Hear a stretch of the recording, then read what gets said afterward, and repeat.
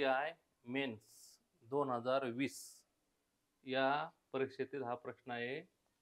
जया व किम या दोन पॅराशूटर्सनी विमानातून ते 1 एकक उंचीवर असताना उड्या मारल्या. उड्या घेताच दोघींच्या छत्र्या उघडल्या. जयाचा जमिनीवर येण्याचा वेग ताशी 10 एकक आहे. किम जयाच्या तुलनेत 3 पट मंद गतीने जमिनीवर येत आहे. जया जमिनीवर उतरल्यानंतर जितक्या वेळानंतर किम खाली येईल तो दर्शवणारा पर्याय निवडा. 3 मिनिटे, 6 मिनिटे, 9 मिनिटे, 12 मिनिटे. पहा, आधी गणिताचा अर्थ समजून घ्या काय तो. जया आणि किम या दोन पॅराशूटर्स आहेत. त्यांनी विमानातून उड्या मारल्या आहेत आणि लगेच छत्र्या उघडल्या. ते हळूहळू खाली येऊ लागले. आता इथे काय आहे, दोघींनी जरी एकाच वेळी उड्या मारल्या असल्या आणि जरी छत्र्या दोघींच्या एकाच वेळी उघडल्या असल्या तरी त्यांच्या छत्रींच्या मध्ये फरक आहे. तर एकेची जी छत्री आहे तिला जेवढा वेळ लागतो गती तिच्यापेक्षा 3 पट मंद गती. 3 पट मंद गतीचा अर्थ समजून घ्या. 3 पट मंद गती याचा अर्थ ऐका नीट. समजा एखाद्याचा गतीचा वेग 20 असेल, 20 वेग आहे समजा, तर दुप्पट वेग म्हणजे किती होतो? 40.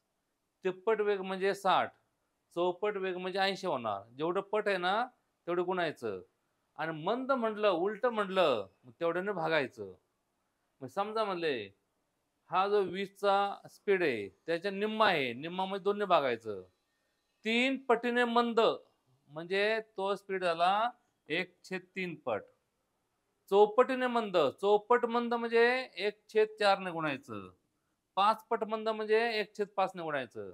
म्हणजे जेवढा पट आहे ना मंदचा पट, त्या मंदच्या ज्या पटाने त्याला भागावं लागतं. भागायचं म्हणजेच त्या संख्येने गुणायला लागतं आपल्याला 1/3 ने, 1/2 ने वगैरे.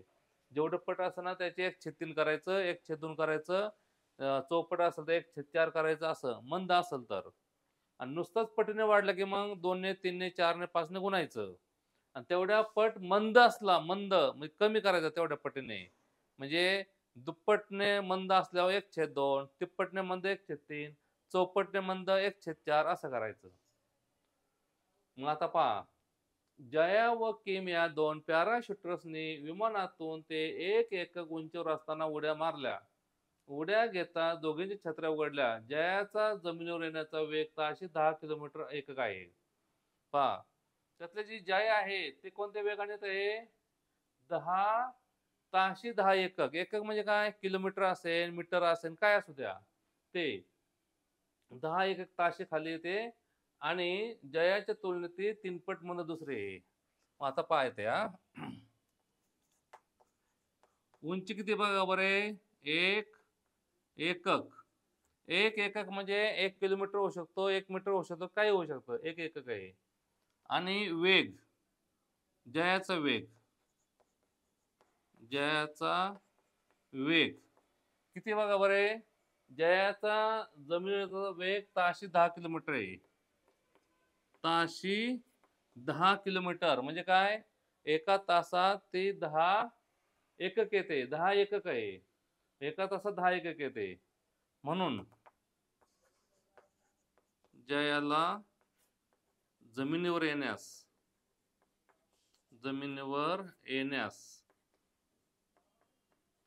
लागलेला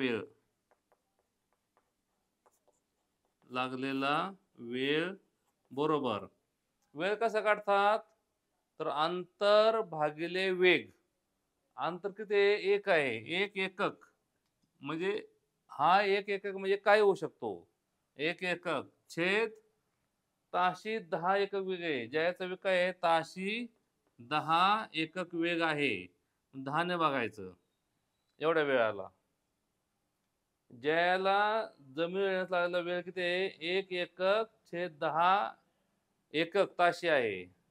मग आपल्या ह्याचं एवढे तास आला. पहा, वेळ कसं काढतात? अंतर भागिले वेग.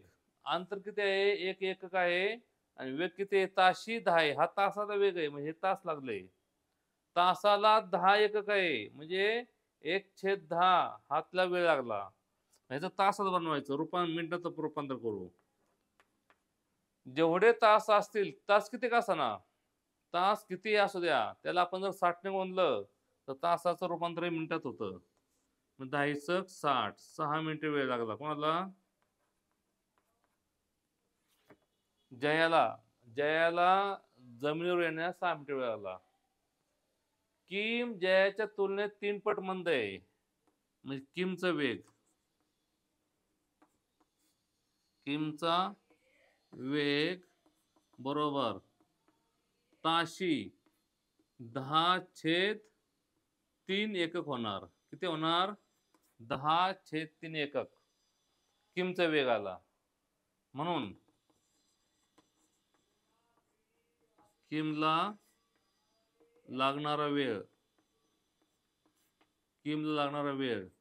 किती होणार आहे? अंतर भागिले वेग. अंतर भागिले वेग. जे काय अंतर असेल त्या वेगाला काय करतात? त्या वेळाने भागायचं. अंतर भागिले वेग म्हणजे वेळ येतो. मग 1 गुणिले 10/3 वर्ग 3/10 होणार. मग 3/10 काय आले? तास आले. पहा, म्हणजे किमला जमिनीवर येण्यास किती वेळ लागला? 3/10 तास लागले. म्हणजे किती माहितीये का? 3/10 गुणिले 60. 10 1 10, 10 60, 18. मग तिला 18 मिनिटे लागली. किती मिनिटं लागली? 18 मिनिटे. म्हणजे ह्याला यायला 6 मिनिटे लागली, हिला यायला 18 मिनिटे लागली. कारण सरळ आहे. हिच्या हे तिप्पट मंद आहे, मग तिप्पट वेळ लागला. तिप्पट मंद आहे ना, म्हणजे हिला तिप्पट वेळ लागला. आता 18 मिनिटं लागली. प्रश्न काय विचारला नीट पाहायचा. प्रश्नातलं उत्तर कोणतं पर्याय नीट पाहायचं. 18 6 लगेच असलं पर्याय निवडायचे नाहीत. इथं बघायचं नीट. तर जया जमिनीवर उतरल्यानंतर जितक्या वेळानंतर किम खाली येईल. किती वेळाने जिम खाली ते बघायचं. जितक्या वेळानंतर किम खाली येईल तो दर्शवणारा पर्याय निवडा. म्हणजे आता पर्याय निवडायचा की जितक्या वेळाने येणार. तिला 18 मिनिटे लागली. तिला 6 मिनिटे लागली. म्हणजे किती मिनिटे उशिरा होणार आहे? 12 मिनिटे उशिरा होणार. मग उत्तर आलं डी. डी हा पर्याय आला. तिला 12 मिनिटे उशिरा होणार. पहा, येथे त्यांनी आपल्याला उंची प्रत्यक्षात दिली नाही, ती एक एकक मानली. मग आपण ते एक एकक आहे ना, एकच लिहायचा. एक सर्व आपण मराठीला 1 तो लिहायचा. तिचा वेग किती? 10 आहे. मग वेळ किती लागला? 1/10 आणि त्या मिनिटाचं तासाचं रूपांतर आपण मिनिटात करायचं. तासाला 60 ने गुणायचं, मिनिटं तयार होतात. ही मिनिटं आली. याचे पण बघा, हिचा वेग होता 10/3 आला, कारण हिच्या 3 पट मंद असल्यामुळे 10/3 आला. मग 10/3 वेग आहे, त्याला 1 ने भागलं. 1 ने 10/3 ने भागलं 1 ला. भागिले म्हणजे उलटून गुणले आलं. 3/10 आलं उत्तर. याचं उत्तर काय आलं? उलट गेल्यावर 3/10 तास लागले. त्या तासाचा रूपांतर केला 18. 18 मिनिटं लागले. लगेच पर्याय हे बघायचे नाहीत. त्याचा नेमका प्रश्न पाहायचा. काय उत्तर त्यांना? की जया जमिनीवर उतरल्यानंतर जितक्या वेळाने किम खाली येईल तो दर्शनाला. ही खाली आले की ह्याला आणखी 12 मिनिटे पाहिजेत. 18 मिनिटं म्हणजे काय? हे आल्याच्या पुढे 12 मिनिटं. उत्तर काय आहे? 12 मिनिटे हा पर्याय निवडायचा.